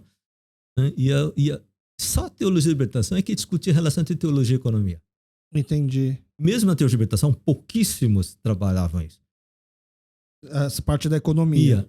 A relação entre teologia, Deus e economia. Entendi. Porque eu ia fazer uma pergunta, acho que vai ficar meio sem sentido depois dessa explicação. Porque assim... Uma vez que você estuda ciências da religião, então a gente pressupõe de que você dedicou seu tempo para estudar as religiões. Então, eu tive um bar, eu tive que estudar cervejas. Tá. A pergunta que eu mais recebia é do tipo assim, qual que é a melhor cerveja? E não dá pra explicar qual que é a melhor cerveja, porque depende do gosto da pessoa, das coisas. Mas isso é uma pergunta que as pessoas fariam Faz isso, pra a você. família- Qual que é a religião que é certa? Já. Então, já que você estudou as ciências Isso, da religião, então já corta o caminho pra mim, pra não ter que estudar qual religião que eu devo ir. É mais ou menos assim que as pessoas podiam te abordar? Tem gente que faz esse tipo de pergunta. Normalmente a pessoa diz assim, eu sou católico ou sou cristão, melhor, isso não é verdade? Você começa a dizer, não é verdade que... Né? Ou as pessoas que não estão interessadas, porque a religião é uma questão existencial. Tá. Cerveja é uma questão do gosto. Uhum. Meramente, eu quero ter mais prazer. Uhum. Vamos voltar um pouquinho para trás. Na filosofia, tem uma discussão interessante sobre 2 tipos de verdade. Verdades não existenciais. 2 mais 2 é 4. Pronto, é isso. Objetivamente tal. Tá? Verdades não existenciais. Verdades não existenciais é saber ou não saber, ou gostar ou não gostar do resultado, não me muda. É isso, pronto, atendi. Isso não muda a minha vida, não vou dormir, não ter problema de dormir. Agora, descobrir que sua mãe não é sua mãe, não é um problema de conhecer uma verdade. Tá. Então, quando você entra no campo da religião, mesmo que você não quer saber religião, mas na infância teve algum problema, etc., as pessoas não conseguem discutir sobre religião sem objetividade. Uhum. Porque é um tema existencial, seja a favor ou contra. Tá. Então, uma das coisas, ao estudar religião, a gente precisa começar essas coisas. Então, na introdução, eu trabalho com isso. Gente, não é um tema objetivo. Tá. Se você pensa, eu sou cristão, eu quero estudar por que é que o evangelho diz isto. Tá, isso é uma questão mais ou menos objetiva. Então, você não precisa estudar outra religião. Isso aí então vai ter uma área de Islã metodista, que é a Bíblia. E a cultura em torno da Bíblia. Então, tem um professor que é católico, que trabalha com arqueologia. Tá. E vai dizer, olha, esse texto não pode ser interpretado porque, arqueologicamente, se descobriu que essa questão só acontece no século tal, portanto, esse texto é de tal época, quando você das quantas. No meu caso, eu estudo os aspectos sociológicos da dinâmica religiosa, que no nosso mundo é cristão, em boa parte. Tá? E uma coisa que eu trabalho é a seguinte: religião é aquilo que dá fundamento último a um grupo, particularmente um grupo social. Então, na Europa, antigamente, o fundamento de tudo era religião cristã. Tá. Deus, rei, é isso porque Deus escolheu. Pronto. Quando você sai levar para o mundo moderno, diz, não existe um Deus que fundamenta o rei. Tá, então como é que a gente organiza a sociedade? Aí cria a noção do Estado moderno. Diz, o Estado é dirigido pelo aquele que tem fundamento, que é o povo. E como é que a gente faz isso? Pelo voto. E essa é a questão democrática. Então, essa discussão contemporânea, democracia ou não, é isso. Isso é o fundamento do mundo moderno. Quando você diz, tá, se o cristianismo ou a religião deixou de ser fundamento da vida cotidiana na sociedade, qual é o fundamento dessa sociedade? Tá, democracia. Tá, isso, mas na vida, qual é o sentido da vida? Porque as pessoas no mundo precisam escolher entre as coisas. É praticamente a riqueza, é o dinheiro que vai isso. ajudar. Então o que eu digo? Então, na verdade, a religião que fundamenta a sociedade não é religião tradicional, porque já desistiu, perdeu, mas é uma coisa que a gente não chama mais de religião, que é o sistema capitalista. Tá. Então aí a gente tem o capitalismo como religião. Tá. Então eu tenho ter sobre isso, sobre essa discussão. Porque você precisa ter uma certa fé na mão invisível do mercado, que é a mesma coisa que você ter fé em Deus, que é uma coisa que é algo invisível também. E aí você escolhe, por causa disso, entre essas coisas, escolhe isso. Eu achei muito interessante quando falou que comunismo, eu achava que assim, o certo seria falar que o comunismo procura aquilo que tem em comum, mas não o problema, a crença em comum, que no caso seria Jesus, você pode discordar de várias outras questões dogmáticas, mas você concorda no Jesus. Mas eu achei muito legal quando fala que é o problema em comum. Eu morei em 2004, eu passei 6 meses em Londres, e eu morava perto do Hyde Park, que é o principal parque de lá, que tem um trecho chamado Speaker's Corner. onde supostamente é onde você tem mais liberdade de expressão na Inglaterra. Então, diz a lenda que se você tira os pés do chão, então você sobe num caixote, ou numa escada, ou numa cadeira, você pode fazer um discurso e qualquer discurso livre, desde que não fale mal da rainha ou do parlamento. Tirando isso, é liberdade de expressão. Então, me falaram que Karl Marx já fez discurso lá, muitas pessoas fizeram discurso lá. Quando eu estava em Londres nessa época, era uma época de uma onda de imigração muçulmana muito grande. Então, o que mais tinha no Speaker's Corner, na verdade, era pregadores muçulmanos e pregadores americanos cristãos. Então, tinha muito debate. E era um debate assim, muito interessante, porque era o missionário cristão americano tentando provar através da Sura, né, do livro sagrado muçulmano, aonde estava as incoerências do islamismo. E o próprio pregador muçulmano tentava mostrar, através da Bíblia cristã, quais eram as evidências que Maomé era o 13º profeta, eu acho, né?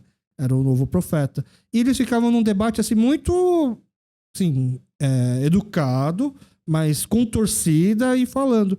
E eu passava lá quase todo final de semana, a caminho do meu trabalho, que eu trabalhava num bar que o ônibus passava por lá.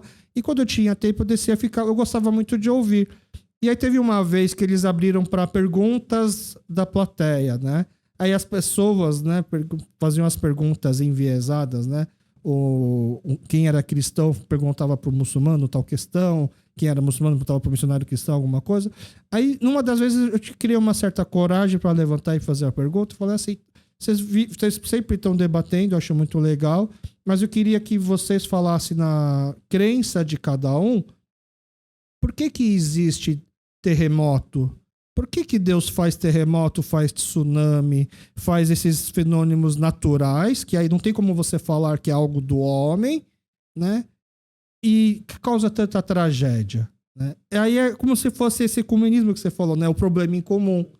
E a resposta dos dois foi muito parecida, a ponto dos dois quase deram uma mão para se cumprimentar na hora, sabe? Do tipo assim, poxa, e até eu fiquei com isso na cabeça, nossa, eu queria, na época era Orkut, né? Eu queria fazer uma comunidade no Orkut onde líderes religiosos pudessem responder perguntas práticas do dia a dia. Por que existe o câncer? Por que tem fenômenos naturais? Por que eutanásia é legal ou não? Porque o aborto é legal ou não? Esse tipo de coisa. Às vezes a gente tenta tanto procurar coisas que possam unir, mas sem deixar de renegar nossa crença. Só que quando a solução é muito mais fácil, né? Todo mundo tem o mesmo problema. A questão central é assim, qual é o objetivo central da conversa? Isso. Provar que eu estou certo ou estou errado? Uhum.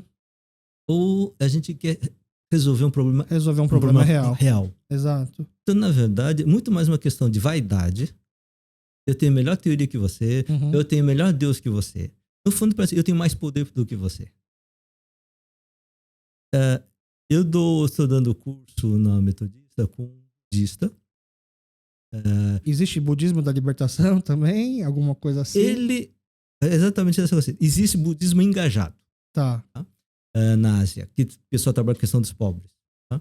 E ele estão trabalhando junto, né? Porque tem 8, 10 budistas estudando com a gente no mestrado, doutorado em ciência da religião. Mas é uma ciência da religião da metodista, mas tem uma vertente mais cristã. Não é ciência da religião.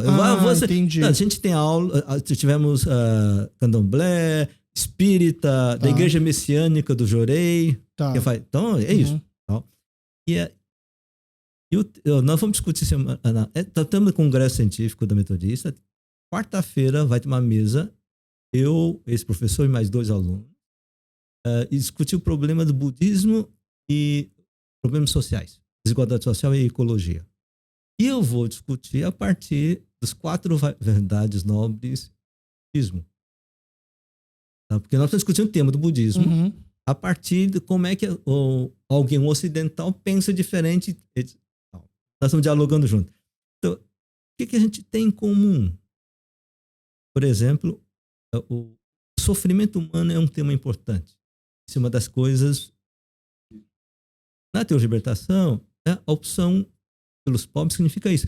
O sofrimento dos pobres é importante para Deus. Por isso, teologia tem que discutir isso.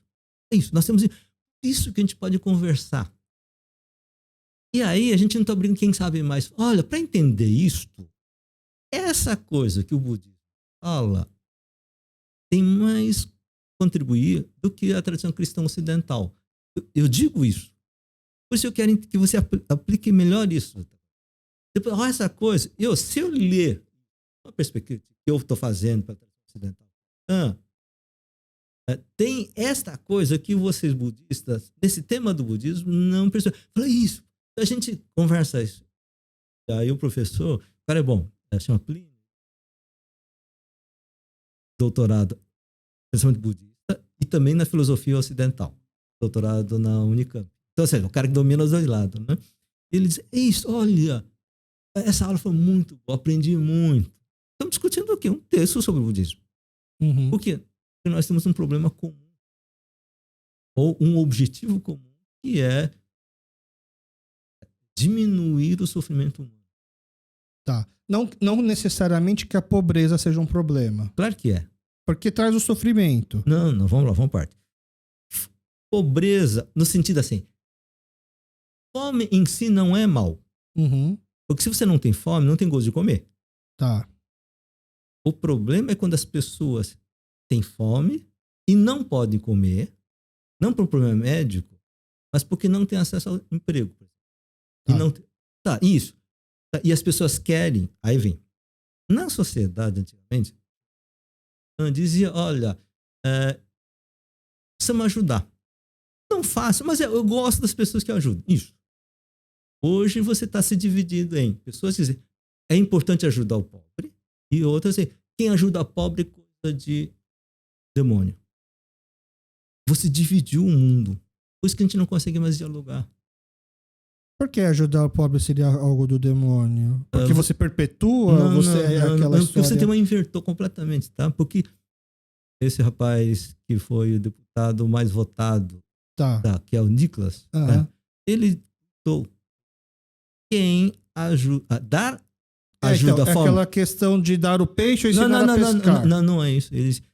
Essa coisa de dar comida para pobre é tentação do diabo. O diabo tenta as pessoas a fazer isso para fazer o diabo tomar conta do mundo. Você fala, mas não faz sentido. Eu não estou conseguindo entender. Isso. Porque você está num outro mundo cultural diferente. Uhum. Então, hoje, cada vez mais, ser considerado pobre é considerado pecador. Não é alguém que precisa de ajuda. É alguém que merece sofrimento. Tá. Assim como na Índia, quando vem o que o hinduísmo dizia? As pessoas que sofrem porque tem pecados de vidas anteriores. Logo, ajudar a pessoa que está sofrendo atrapalha. Tá. Atrapalha a superação. É uma lógica parecida? Não, mais ou menos porque o cristianismo não tem vida anterior, mas a vida de agora. Então, essa é a ideia que a gente chama de teologia da retribuição. Você sofre porque Deus está te retribuindo, ou porque o karma, não tem nome de Deus. Uhum. E aí o Buda vai dizer, não. Vamos tirar essa discussão da karma anterior. Aí ele vai justificar toda a teoria para dizer isso. O que a gente chama é tomar o sofrimento como algo sério e diminuir o sofrimento das pessoas. E aí uma das causas do sofrimento é excesso de desejo. Então, precisamos diminuir o desejo. Por que você tem tantas pessoas com riqueza e outros estão com fome, etc.? Porque tem esse desejo de ter muito. Então, diminui o desejo de posse. Quando você fala num ecumenismo, onde religiões se juntam para solucionar um problema, o porquê, a origem desse problema é uma discussão importante? Normalmente, eles partem do princípio que o sofrimento não vem de Deus. Sim.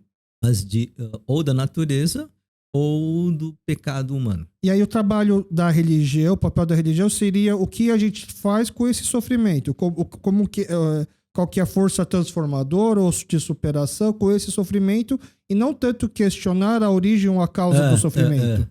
Seria mais ou menos isso. Você tem uma questão central assim, o sofrimento dessa pessoa não é da vontade de Deus. Tá. O que se é da vontade de Deus, e não importa qual o nome que dá de ser Deus, você não pode ajudar. Por princípio, que você vai contra o que Deus está querendo. Sim. Tá, então tá. De onde vem o sofrimento se não vem de Deus? Aí vem algumas explicações. É a estrutura política, social, perspectiva marxista. É porque o coração das pessoas mais personaliza. Não importa o que a gente faz juntos para. Isso. É porque não tem como eu não pensar na teologia da prosperidade. Teologia da prosperidade tem uma coisa boa, que é Deus não quer que o pobre sofra.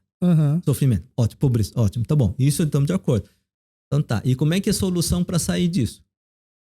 Tá? Então, ou você melhora a sociedade, ou diz, não, Deus vai dar bênção. Tá? E como é que você consegue essa bênção? Aí vem as coisas, Camila. Você ou paga dízima, tá precisando de dinheiro, ou não é isso, tá? Eu preciso lutar contra o demônio. E quem é o demônio? São outras religiões, Então, eu tenho que ser contra outras religiões, ateus, etc., ou gays, porque se eu lutar contra isso, Deus me dá a bênção. E a bênção é a riqueza. Tá. Então, você tem, toda vez que você tem, Deus não é a causa do meu sofrimento, tá. Então, preciso saber agora, então, como é que eu melhoro? Aí vem a explicação. Aí a diferença da explicação do sofrimento e da solução é que vai dar diferença. Então você vem... Sim, eu entendo, e é por isso que eu fico pensando se não deveria pular essa etapa. Não tem como, porque você tem que... O que eu faço? O que nós fazemos? Aí, você para solucionar um problema, você tem que saber qual que é a causa. De onde está o vazamento, entendi. E aí o sofrimento é do tipo, você tem pessoas que dizem, isso, Deus quer que eu saia do sofrimento. Ótimo. Tá? E Deus disse que vai me dar riqueza ou bênção se eu lutar contra os demônios. Ótimo. Deus, demônio. Isso. Quem é o demônio? Aí é outro problema. Aí vem o representante do demônio. É o gay. Então tá, então precisamos bater no gay. Tá. Ou é o candomblé. Outro candomblé, ou é comunista, ou ateu. É o comunismo. Pronto. Tá. Você precisa é quase um dualismo, né? Ou você pode dizer, não, o problema não é isso, o problema é um sistema econômico social que é... Então tá, então quem é o culpado? Não tem uma pessoa. Você tem um processo que a gente precisa resolver. Aí é mais complicado. Então as pessoas querem soluções mais rápidas. Onde? Põe o dedo. Você dizer, olha, o sistema econômico global... Eu nem sei onde que tá mais isso. E isso daí é uma coisa fácil da gente enxergar, essa discussão da pobreza no Brasil, na América Latina. Na Coreia, no pós-guerra, eu até entendo, mas ainda hoje se interessar por esse assunto na Coreia, tem algum motivo especial? Quando eu fui para a Coreia em 14 ou 15, lá para lançar meu livro Desejo, Mercado e Religião... Foi uma decisão sua, vou lançar um livro na Coreia, ou foi um pedido da Coreia?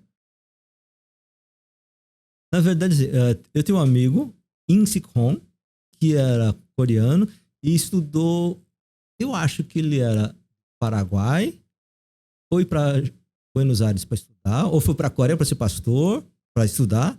Aí depois ele descobriu teologia da libertação. Miguel Bonino, que é um teólogo protestante, ele foi fazer doutorado em Buenos Aires, ele já era do espanhol. E aí, depois ele conheceu meus textos, depois ele voltou para a Coreia e resolveu, vou pegar o livro, vou traduzir. Consegui, aí me chamou, consegui um esquema para que eu fosse lá fazer lançamento e tal. E esse livro tem em português, então? Tá em português, inglês, espanhol. Esse é um dos livros, chama Desejo, Mercado e Religião. E aí o pastor marcou entrevistas com jornais normais, de circulação nacional. Folha, Estado, da Coreia. E eu comentei assim, nossa, por que os jornalistas estão interessados em discussão de teologia de libertação? Porque o Papa Francisco passou lá e falou que o problema da idolatria do dinheiro. E o pessoal quer saber o que tem a ver Deus com o dinheiro. Mas o Papa Francisco é capaz de fazer uma pauta num jornal coreano, assim? Porque quando ele foi lá... ele foi pra Coreia. Ele foi 3 meses antes. Entendi. E lá ele falou do tema de idolatria do dinheiro. Tá. E aí o pessoal, espera aí. Aí falou, não, tem um livro que trata disso. Opa! Nós, assim, ouvimos o Papa falar disso, não entendemos muito bem, mas achamos legal. Que legal de tentarem buscar profundidade para poder pautar. E aí fui. Então, dei entrevista para 3 jornais grandes. E dizia, olha, então eu fui desenvolver. Então, qual é a questão central do capitalismo? O desejo de ter cada vez mais riqueza, uma forma de chegar ao desejo do infinito. Isso está no Evangelho. Jesus fala, você não pode adorar a Deus, que é algo infinito, e adorar ao mesmo tempo Mamon, que é... Jesus inventa uma teoria que é dinheiro elevado à categoria de Deus. Então, se você tem no mesmo nível, você não pode ser 12, ou um outro. Tá. E Jesus diz que o problema não é o dinheiro em si, porque logo vai dizer, pegue o dinheiro para fazer essas outras coisas. Dinheiro é instrumento e não se tornar infinito. Então, essa é a questão teológica. Tá, ótimo. E onde é que essa questão teológica aparece no nosso tempo? No capitalismo. O capitalismo é um sistema que pega a lógica cristã e leva ao extremo. Como é que a gente chega ao infinito? Porque não dá para falar que existe um capitalismo moderado. Do tipo... Porque o significado seria ganância. É você querer mais e mais, sem fim. Isso necessariamente está atrelado ao capitalismo? Aí vamos falar. Você pode ter uma sociedade que tem economia de mercado capitalista, mas que tem uma contraposição com um estado de bem-estar social. Tá. Você tem uma certa regulação. Já você pode ganhar dinheiro, mas, por exemplo, você tem que pagar imposto para garantir a solução dos problemas que o capitalismo de mercado produz para a natureza e para a sociedade. Eu pego o imposto, isto era o bem-estar social da Europa. Uhum. Tá? A versão neoliberal, não. O Estado é ruim. O Estado só é bom, é menor, está a serviço do mercado. E qual é a função do Estado? Resolver o problema da segurança dos ricos. Daí você vai ver o que chama de Estado neoliberal, cidade neoliberal. Expulsa os pobres. Então, você tem 2 tipos de capitalismo. Se é possível um capitalismo que resolve todos os problemas, não existe nenhuma sociedade que resolve todos os problemas. Sim, nenhum sistema. Nenhum sistema. É aquela frase que é o pior, é um péssimo sistema, mas entre o pior dos sistemas talvez seja o menos pior. Não, isso é democracia, não é o sistema econômico. Tá. Está discutindo democracia. Qual é a forma de organizar a sociedade politicamente? Tá. Então tá. E aí então você tem essa tensão. Então você, uma sociedade... Não, é possível uma sociedade sem mercado? Não. Tá, e também a ilusão do mundo comunismo, tá, isso. Uhum. No capitalismo, as pessoas tendem, quem tem riqueza, tem mais força para ganhar na concorrência? Tem. Pode querer levar a controlar e concentrar tudo o que está acontecendo no mundo. Uhum. 10 pessoas mais ricas do mundo controla mais da riqueza, mais da metade da riqueza do mundo. Isso não é um exagero. Então tá. Como é que a gente substitui ou diminui esse? É o papel do Estado. Então, os neoliberais dizem não. Então, você tem hoje uma disputa entre as pessoas da tradição da social-democracia e o neoliberalismo. Uhum. Então, essa é a tensão. Nessa coisa, o Papa entrou. E aí as pessoas não tinham clareza do que estava acontecendo. Então, o Papa introduz algo. É diferente. E como no cristianismo, na Coreia, as igrejas cristãs têm um papel importante socialmente, particularmente no mundo católico, que trabalha com questões sociais. Aí a gente fala, mas não dá para entender. Aí vai o meu livro. Aí, por exemplo, esse problema não é meramente econômico, mas tem um problema de desejo, e o desejo é ligado à questão da espiritualidade. E desejo é o tema central da conversão. Entendi. O que é conversão religiosa? Você desejava uma coisa, descobre que o desejo não é bom, pega outro desejo. Uhum. E aí, então, deu impacto. Entendi. E até porque o próprio Papa Francisco escolher o nome Francisco e ter já é toda uma mudança, né? Ele já começou não querendo usar o mesmo sapato, já começou não querendo usar o mesmo carro, mesmo Na verdade, ele continuou usando o mesmo sapato que tinha levado da Argentina. Te surpreendeu um padre jesuíta essa postura? Olha, eu fiquei extremamente feliz. Uhum. Né? O fato de ser jesuíta, não, porque tem jesuítas. Eu trabalhei com muitos jesuítas na linha de teologia, com economistas, etc. Então, como os jesuítas são um grupo grande, você tem de tudo que Dentro do Jesus, entendi. Tá. Bom, a gente está estourando bem o tempo aqui. O pessoal fala que não se deve discutir política, futebol e religião. E são as 3 coisas que eu mais gosto de conversar. Eu acho que, pelo contrário. Aliás, talvez não se deva discutir, mas conversar sobre política, futebol e religião são as 3 coisas que eu mais gosto. Por isso que aí eu até viajei aqui, nem controlei o tempo. Aqui já estamos passando bem, mas fica até uma oportunidade para a gente continuar essa conversa numa próxima oportunidade. Essa coisa, por que não se pode discutir política, futebol e religião? Você discute questões existenciais. Sim. Tá? Agora, quando você tem um objetivo comum, deixa de ser uma briga existencial. Tá. A questão existencial está em resolver o problema e não no brigar com o outro. Sim, Então, exato. É verdade, porque mesmo no futebol você vai ficar discutindo qual time é melhor que o outro. É uma discussão que existencial que não tem fim, mas vocês dois tentarem... Vamos fazer a convocação da seleção brasileira que vai para a Copa? Já é um papo muito mais gostoso, né? Por exemplo. A gente vai chegando aqui nessa parte final. Aí eu peço também um problema em comum entre nós coreanos para a gente tentar solucionar junto, que são 2 indicações. Uma gastronômica, o que comer, aonde comer, e uma outra solução para o que assistir, o quando assistir, que eu sou uma daquelas pessoas que eu perco mais tempo procurando alguma coisa para assistir do que assistindo. Então eu gostaria da sua indicação de comida, aquela comida que não só sacia o estômago, mas sacia a alma, um comfort food, se possível. Se for no seu caso, uma comida coreana, um prato coreano, e aonde dá para comer esse prato? Eu quando tenho problemas existenciais, angústia, eu vou comer comida coreana. Ótimo, ok. Prato, o restaurante que eu vou normalmente é Seongjok. Sokjeon. Eu brinco lá em casa a gente chama de verde, porque a placa é verde. Tá. Então a gente sabia o nome. Porque nessa rua onde você está aqui. E é o combinado. Aquele que vem tigué, vem peixe. Vem um pouquinho de cada coisa. Acho que chama de chonshik. Isso. Entendi. Isso isso é uma típica escolha de quem não quer escolher, porque vem um pouco de tudo, né? Tá. E de assistir, quando eu estou pensando demais, preciso assistir alguma coisa para distrair a cabeça. Alguma coisa recente que você lembra de ter assistido que gostou? Ou que foi algo que mais marcou? Coisa coreana? Assiste novela coreana? Ou filmes coreanos? Algumas vezes, alguns. Eu tenho um problema que tem certas cenas coreanas que me mexe da minha memória afetiva de quando era pequeno, ou da família.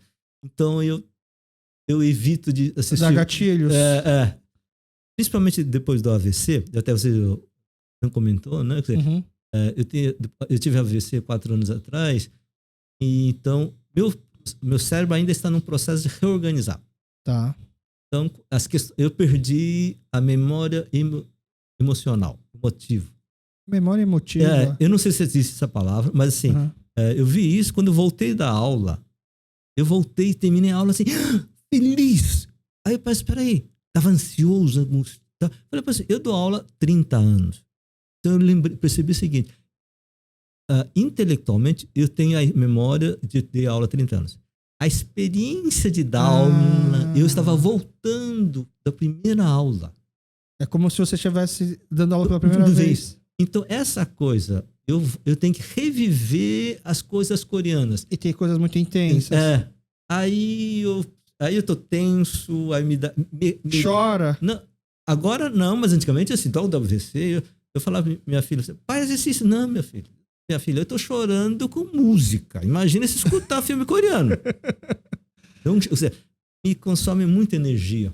Entendi. Mas eu assisti algumas coisas legais. Agora, aquela do seriado que o promotor da infância, ele tinha que teve um problema no cérebro na infância. Ah, sei, Stranger. Stranger. Que teve 2 temporadas, inclusive. Eu gostei mais do primeiro. A segunda é meio parada. Esse foi um dos que me marcou muito. Entendi. Legal, uma ótima... Eu gosto muito dessas séries coreanas se pegada um pouco mais policial. Isso. Legal, ótima dica. Inclusive tem uma agora que chama Três Irmãs. Ela tá saindo 2 episódios por sábado. Acabou de sair o 6º episódio. Eu estou um pouco apreensivo porque tem tudo pra ser uma ótima série, mas que vai errar o final. Séries coreanas são muito boas nisso, inclusive, né? Mas ela mexe um pouco com essa questão até econômica, bastante, e questão também meio investigativa. Fica como uma dica. E eu tava pedindo também para agora, eu tô querendo começar uma tentativa de começar a fazer uma playlist para músicas no Noreban, num karaokê. Você já me adiantou que nunca foi no Noreban. Fica aqui até um recado pro Titi e pra Tabata para levar você pro Noreban. Na Titi e Tabata são os filhos do professor Jung. Mas você comentou agora há pouco que até ouvindo música chegou a chorar. Mas assim, alguma música coreana? Não, música brasileira. Eu escutei algumas músicas coreanas, né? Mas eu não sei nome nem de músicas que eu gosto. Imagina músicas assim. Tinha um seriado que era... Você tinha um cantor que tinha várias pessoas que imitava e não sabia quem era o som. Um programa de auditório. Isso. Hidden Singer. Era muito legal. Isso. E aí tinha um cara que cantou lá. Aí eu gostei da música dele. Eu escutei várias músicas dele, mas aí já... Esse programa não tem mais no Netflix, tiraram. Mas eu acho que a Globo recentemente trouxe da Coreia aquele The Masked Singer, que é um cantor com a máscara que canta, as pessoas tentam descobrir quem é. Eles erraram feio. Eles tinham que ter trazido esse Hidden Singer. É um programa que eu acho que faria muito sucesso aqui no Brasil. Pra quem não conhece, é literalmente assim. Eles pegam 4 cabines. Em uma cabine tá um cantor famoso. E nas outras 3 cabines são covers dele, né? E você tem que descobrir quem é o cantor verdadeiro e quem é o cover. E os caras são muito bons, né? Eles conseguem parecer que é o... Até porque esse programa era legal porque eles chamavam cantores antigos que não cantam mais igual antigamente, porque foi envelhecendo, cantam de forma diferente. Eles pegam covers que cantam igual o cara antigamente. Então, quando o cara vai cantar ao vivo, ninguém mais reconhece, entendeu? Essa era uma das graças do programa. Mais uma vez, muito obrigado de verdade pelo seu tempo, por ter vindo aqui, por ter compartilhado as suas histórias e os seus estudos, tá? Fica portas abertas, né? Não foi algo tão doloroso assim, não, né? Não, legal. Então tá, por favor que você possa vir numa próxima vez pra gente continuar esses papos. Eu queria ter conversado mais sobre a Coreia, só que não deu tempo de chegar lá. A gente deixa pra uma próxima, então. Tá bom. Obrigado. Muito obrigado para você que ficou com a gente até o final. Até a semana que vem. E esse foi mais um episódio do KyopoCast. Espero que tenham gostado e muito obrigado a você que ficou até o final. Por favor, deixe seu comentário, críticas e sugestões nas nossas redes sociais, Facebook e Instagram, @KyopoCast, ou mande um e-mail pra gente, kyopocast@gmail.com. Muito obrigado e até o próximo episódio.